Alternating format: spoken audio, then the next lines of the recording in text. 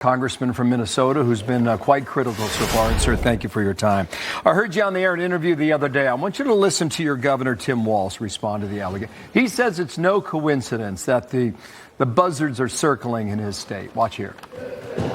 My message is simple on this. You commit fraud in Minnesota, you're going to prison. I don't care what color you are, what religion you are.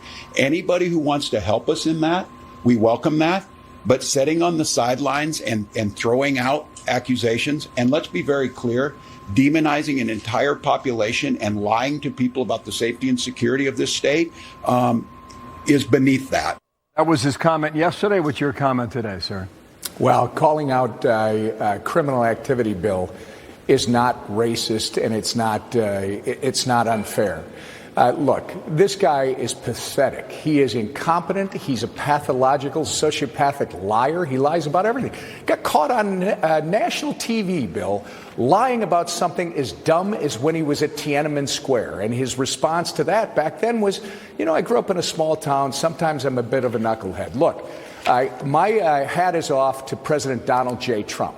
We have been trying to sound the alarm on this fraud that has been going on since the beginning of the Walz administration for more than 3 years. And it wasn't until Donald Trump sent his truth out a couple weeks ago that everybody started paying attention. You have correctly pointed out, it's already more than $1 billion that these fraudsters stole from Minnesota taxpayers under Tim Walz's watch, and the number is growing. It's not just the $250 million fraud case, the largest pandemic fraud case in the country that's feeding our future. It's Medicaid housing fraud. You go back, it's autism centers, the list goes on and on, daycare fraud. But let's just look at the housing one. The Medicaid housing program was created back in 2020. They estimated it was going to cost annually about $2 million. You know what? From 2020 to 2024, it was $100 million. And they shut the program down in October of 2025 because from the beginning of the year, they'd already sucked out $61 million. And this idea that it's not going to al-Shabaab, they're sending the money back to Somalia, Bill. Yeah. People should understand, al-Shabaab controls the financial infrastructure in Somalia. It is going back to Somalia where al-Shabaab, the terrorist organization, is in charge. Okay, so at the moment, I just want to read this from a federal prosecutor. His name is Joe Thompson. I don't know if you know him or not. I do. All right, so he made this comment at the end of July, all right?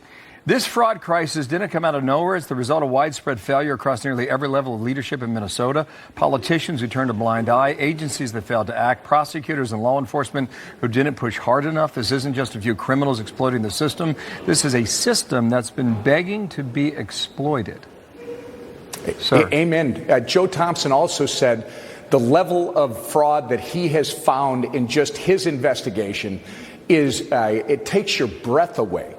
Here's the big issue. What I want to know as a Minnesotan, you've got $1 billion that went out under the Walz administration. By the way, he went on national TV saying, I take responsibility for prosecuting fraudsters. Tim Walz has done nothing. Tim Walz has not held one person in his administration accountable for $1 billion of fraud. And my question now is, this isn't just negligent incompetence, Bill. Somebody is complicit in this. And if the governor, there are whistleblowers, alleged whistleblowers out there that are claiming that they let the governor know and that he not only ignored them, he actually retaliated against them. If that's true, Bill, there probably should be an investigation into criminal charges. This governor, the attorney general, it stinks to high heaven. He just thinks the government's picking on him, but we'll see where it goes. $1 billion sounds like it's a lot more than just picking. Sir, thank you for coming on. It is your home state in the spotlight, and we'll follow it. Tom Emmer, thank you. Thanks for reporting it, Bill.